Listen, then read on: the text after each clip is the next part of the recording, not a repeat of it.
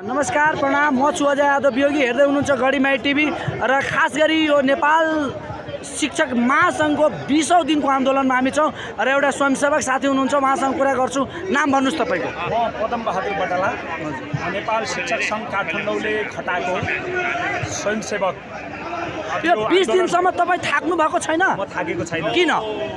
नेपाल शिक्षक महासङ्घले दिएको यो दायित्व, यो भूमिका, यो आन्दोलन सकिसकेपछि मात्रै म थाक्छु।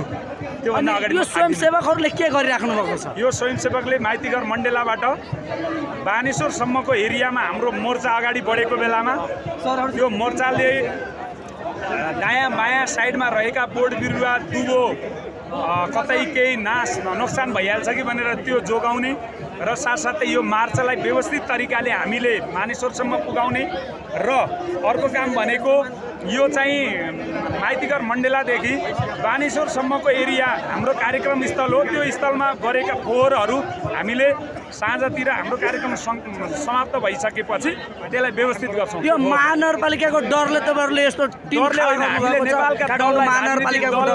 नेपालका कुनै पनि विरोध कार्यक्रम सञ्चालन गर्दा कुनै पनि पालिकाले यस्तो व्हिप जारी गर्दैन।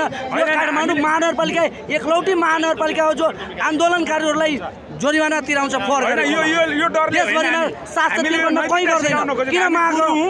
गुरुले यो राज्यमा कुनै पनि विरोध कार्यक्रम सञ्चालन गर्दाखेरि हामीले गरेको जस्तै गरेर गर्नुस् भन्ने तरिकाले पाठ सिकाउनको लागि, शिक्षा सिकाउनको लागि स्वयंसेवकले यो चाहिँ गरेको। यो शान्तिपूर्ण आन्दोलन गरिराख्नु भएको छ, सरकारले केही सुनेको छैन? सुन्दैन, यो सरकारले सुन्दैन, अहिले सुन्नेवाला छैन।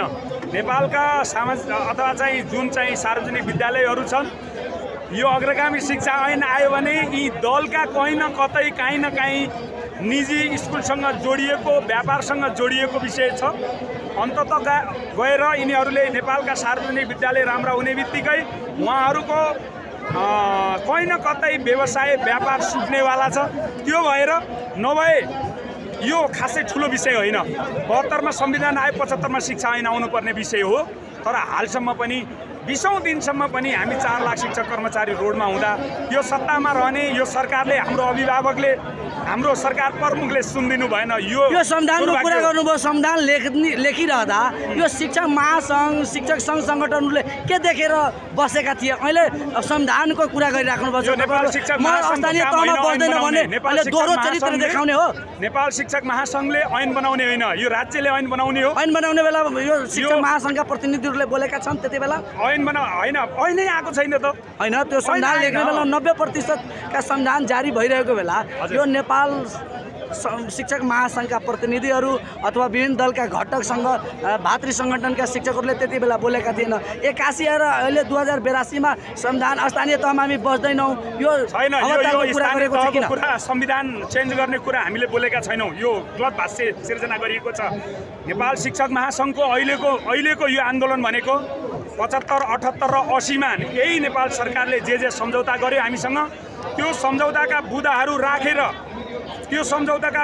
राखेर नेपालमा एउटा अग्रगामी शिक्षा ऐन चाहियो भन्ने एक बुँदा मात्रै हो। किन भन्दा अहिले नयाँ नौलो त केही पनि छैन नि त, केही पनि छैन। त्यसैले के हो त भन्दाखेरि हाम्रा माग मुद्दा सुनवाई नहुनुको एउटा प्रमुख कारण मैले आज भन्नै पर्छ। नेपाल शिक्षक महासङ्घमा रहेका हामी 15 घटकहरू कुनै न कुनै दलमा आबद्ध छौँ। तिनी दलका नेताहरूसँग एउटा मनोविज्ञान के सिर्जना भएको छ भने यी हामीले उत्पादन गरेका नेता हुन्। यिनीहरूलाई हामीले मान्यो भने यिनीहरूले मानिहाल्छन्, आन्दोलन मत्थर भइहाल्छ, आन्दोलन चलाउँछ र फेरि पटक पटक पल्केको छ यो सरकार।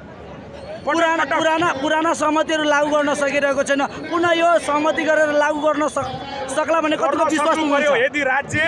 यदि हाम्रो अभिभावक हो भने हामीसँग सम्झौता मात्रै गर्ने, कार्यान्वयन नगर्ने हो भने किन सम्झौता गर्नु पर्यो?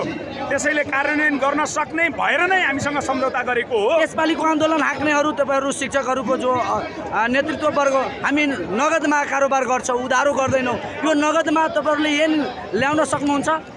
ऐन आउँछ ढिलो चाँडो, यो हामीले सडक छोड्दैनौँ। नेपाल सरकारलाई के एउटा चाहिँ मनोविज्ञान सिर्जना भएको छ भने शिक्षकहरू थाक्छन्, आन्दोलनबाट थाकेर यिनीहरू घर फर्किन्छन् भन्ने चाहिँ हामी थाक्दैनौँ। यसपालि हाम्रो अन्तिम लडाइँ हो कि जितिन्छ कि बितिन्छ मूल नाराका साथ हामी रोडमा आएका छौँ। आज 20औं दिन भयो, अरू 20 दिन हामी कुर्छौँ। यदि 20औं दिन कुर्दा पनि 40औं दिनसम्म पनि हाम्रा माग मुद्दा सुनवाई गरेन भने यो सरकारलाई म जस्ता